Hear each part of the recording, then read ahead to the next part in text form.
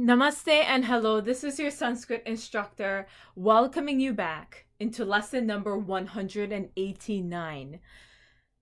So in the previous lesson, we learned about the present participle passive. Now we are going to learn about the perfect participle passive. So the difference between the present participle passive is that, like, for example, you had being gone. You still had that ing.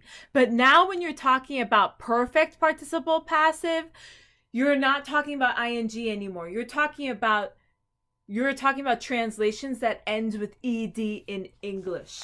Okay?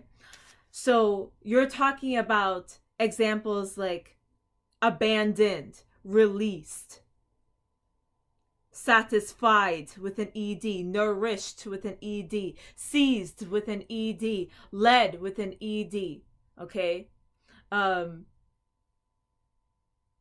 The bee led by the honey. So that is led in that sense would be a perfect participle passive. The bee that was led by the honey went near the tree, for example. That's just an example of how to use the perfect participle passive. So brace yourselves because there is going to be a lot of perfect participles passive that we are going to take a look at in this video. So this is going to be a big one. So the perfect participle passive is formed by adding ta to the verbal root. So jit means to conquer. So jit means conquered, ed. Smri turns to jitta, actually. So j turns into jitta. You're just adding ta to the end. Smrit becomes smrita, remembered. Tyaj becomes tyajakta, abandoned. Much becomes mukta, released. Sich becomes sikta, tainted. And mri becomes mrita, hri becomes hrita, ap becomes apta, kship becomes kshipta, and srij becomes srishta. That is a cerebral ta because there's a cerebral sha. There's a cerebral sha because a palatal can be reduced to dental ta or cerebral ta. We have sna becomes snata, ni becomes nita, push becomes pushta,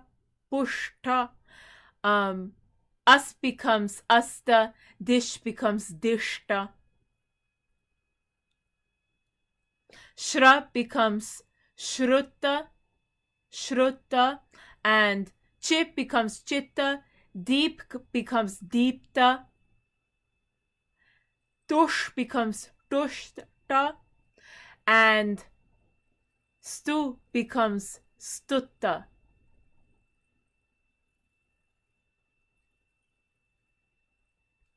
A great number of roots insert an I before adding ta. So as you're going through these participles, you're not expected to memorize each one of them. They will just come to you through experience of using them. So creed becomes creedita, kup becomes kupita, nind becomes nindita, chur becomes chorita, and bhaksh becomes bhakshita.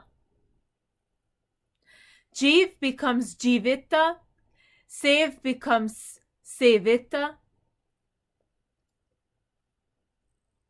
Kamp becomes Kampita, Garn becomes Garnita, Garnita. Bhash becomes Bhashita. Raksh becomes Rakshita.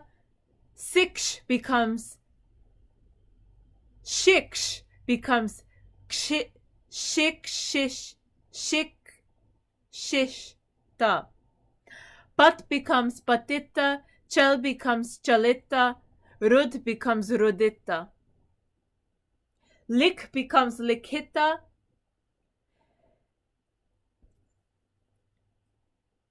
Yach becomes Yachita. Jalp becomes Jalpita. Chint becomes Chintita. And Rach becomes Rachita. So those are all perfect passive participles where an I, a short I, is inserted before adding that ta. But essentially you're adding the ta. Now we have the following verbs lose their radical nasal before ta. So gum, you're losing the ma, it becomes gut. Num loses the ma and becomes nut. Ksharn loses the na and becomes ksharta. Actually, gata, nut, nata, num to nata, and ksharn to ksharta.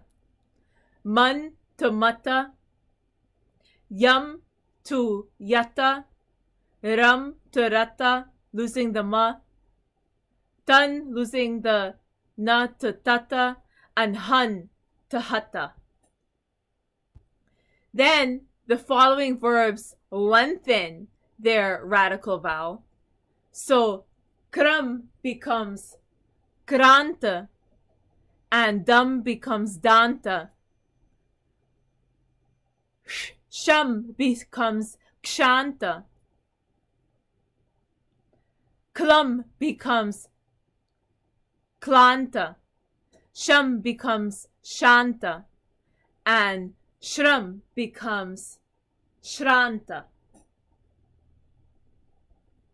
Then we have the following verbs change ya, ra, and va into I, ri, and u respectively. So yaj turns into ishta, isht. Prach becomes prisht. Vach becomes ukta. Vap becomes upta. Yaj should have actually been ishta. Vap becomes upta. Vaha becomes urdha. Then vyad becomes vidha. Grihip becomes grihita. Vad becomes udita. Vas becomes ushita. And cup becomes, that should have actually been swap, becomes supta. And then we have verbs ending with the single aspirates, ta, pa, or ha, changes those aspirates to da, va, and ga respectively, while the ta becomes the dha.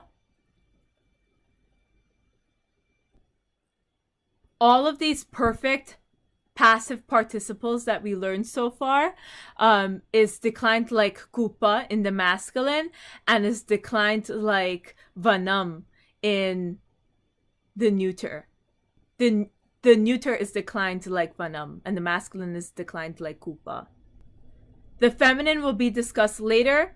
I know that this is a lot of new participles to add into our vocabulary list, and we will continue with this in the next video.